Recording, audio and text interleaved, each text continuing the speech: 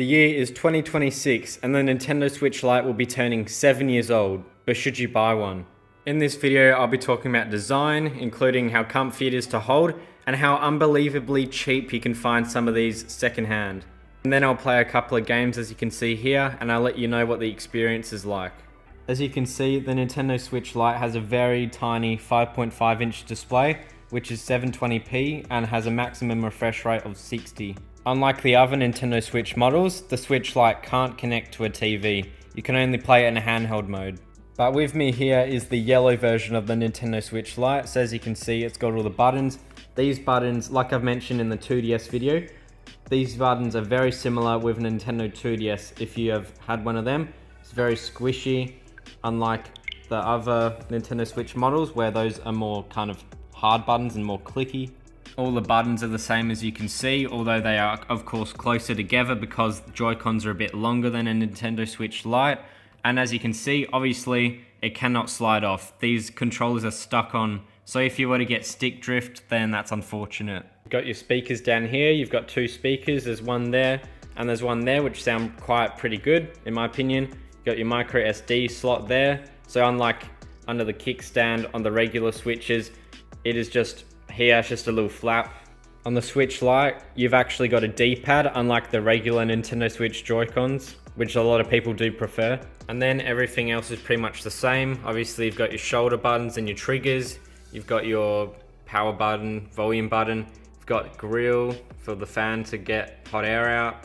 Headphone jack, cartridge slot. You've got your other shoulder buttons. All these buttons are pretty much the same. However, on the Nintendo Switch Lite, unless you've got yourself a special edition, all these buttons here are always white. And then this is what the back of the Switch Lite looks like. A very nice and clean design. It's just a flat piece of plastic, really. It just looks very good, to be honest. As you can see, I've got my Switch 2 here, and here's the Switch Lite. And as you can see, the Switch Lite is tiny, very tiny. The Switch Lite is pretty much the same size as the Nintendo Switch 2's screen. Quick Joy-Con comparison. The Switch Lite is very tiny, so it's probably not the best for big hands. Like if you've got very big hands and all that, you probably shouldn't be looking at the Switch Lite. You should maybe be looking at a Switch 1 or a Switch OLED. Or even the most expensive but best Nintendo Switch model, the Switch 2. I've got a video up here if you'd like to check that out. Before I start talking about how much you may be able to find one of these for brand new and second hand, how's the battery life on these things? Well, for Fortnite, you can expect about 2 hours or so it's not too bad. But for games like Mario Kart and Mario Odyssey, you can expect at least 4 hours minimum. So in 2026, how much should you expect to be paying for a Switch Lite? Well, brand new, you can find them, they are still literally the same price that they released for, 330 Australian dollars to about 200 US dollars. Which that price for a Switch Lite, brand new, still been the same since it released. I reckon that's way too much. I reckon you should only be looking secondhand, as look how much you can get it for. It's literally half the price on Marketplace right now. And you could even just hit them up and offer them even less and you could get it for way cheaper. As you can see on the screen right now, the cheapest is $150 Australian on Marketplace, so about 100 US dollars. But as I said before, you could negotiate and easily knock $20 off that price. And that price now becomes cheaper than a Nintendo 3DS, just a regular base launch model. However, with one of these, just like a Nintendo Switch 1, any one of those models, it's not the price of the console it gets you, it's always the price of games. These two games alone are probably even worth more than a Switch Lite. By the way, if you have any questions about the Switch Lite, make sure to leave a comment, I'll answer it. And if you're enjoying the video, don't forget to like it and even subscribe if you'd like. But now I'm going to play these two games just to kind of see how comfy it is and also performance. So as you can see, I've got Mario Kart 8 Deluxe loaded up on the Nintendo Switch Lite. And the experience is really good. Everything feels smooth as it should be. It just is really like the regular Nintendo Switch, honestly, just smooth. This game's very well optimized as it should be. But overall, a very good experience. Also, in my hands, it doesn't feel too crammed for this game. Like, it actually feels pretty good. I actually used to have a Switch Lite. Like, this is just, I've just got it for now. Probably sell it soon. But I actually used to have a Switch Lite. And I found it a bit tiny for lots of... I mainly played Fortnite on it in handheld mode, to be honest. Because I don't know why, I just went for a phase. And it was very tiny for that. Like, when you're reaching your thumbs down here, it's not great for that. But for this kind of game like Mario Kart, it's actually really nice and comfy. Everything looks good. The screen's also big enough. Like, being able to play on the TV would be good for this game. And obviously with the Switch Lite, that's the reason why you can find this for cheaper, because you can't dock to the TV.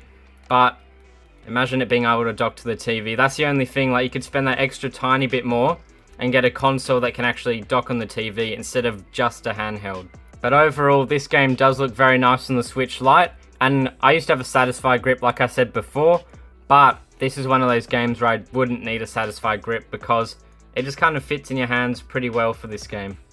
So here I've got Mario Odyssey loaded up. As you can see, it is very smooth. Game looks very nice, as you'd expect, because it is a first-party Nintendo game. But I've just chosen these two games because these two are definitely ones that lots of people will play, to be honest, on the Switch. They both sold very well, especially Mario Kart. Like, if you're buying a Nintendo Switch, you're going to be playing Mario Kart on it. Or like Animal Crossing or something like that. Like, you're not going to be buying it to just play Fortnite on and all that. However, lots of people do. But Fortnite is just one of those games, doesn't run very well on the Switch Lite or any Nintendo Switch console, because these things are probably not even more powerful than your phone. Like I said before, with Mario Kart, feels very comfy. Maybe for this game because I have to use this stick as well. As you can see, my thumb right now, you can even have it, you can have it like this, just kind of like that, or for like Fortnite and all that, you have it like that, so it's kind of more accurate. But I could not play like this for a while, to be honest. You kind of do it like that with your thumb halfway through, thumb not even on it. But I would still recommend, if you're buying a Nintendo Switch Lite, you should definitely get a Satisfy grip, especially the Switch Lite, because it's very tiny. To summarize the experience of the Nintendo Switch Lite, it's pretty much like a regular Nintendo Switch, except you don't have Joy-Cons that can like kind of wiggle a bit on the sides. It just feels more like a handheld, and obviously the screen's a bit smaller. It's not too much smaller, it is noticeable, but it is just, it's not too bad. It feels pretty good, but for the price, it's very good. Very good value for about that 150 Australian dollar mark. So should you buy the Nintendo Switch Lite? Well, in my opinion, for the price, it's very good. 150 Australian or so. It's about 100 US dollars, price of a game and a half pretty much. So I do recommend the Switch Lite. However, if I were you, I would definitely spend that tiny bit more and just get a regular Switch secondhand, because you just want that TV functionality. It's always good to have it. I bought a Switch Lite, that was like 3 years ago or so, and I always wanted it to play on the TV, but I never could. So I got rid of my Switch Lite and got a regular Switch. It's just always good to have that functionality. So if I were in your boots, that's what I would definitely do. If I were you though, just whatever you do, don't buy a brand new Nintendo Switch version 1. I just believe it's not worth it, because once you buy it, it's literally lost half of its value, because they literally go for pretty much less than half of what they do brand new on the used market. And you're still paying a lot of money for outdated hardware, which is that problem. So my opinion on the Switch Lite is, if you can find one for that price that I've been mentioning out through the whole video, I reckon it's definitely worth it.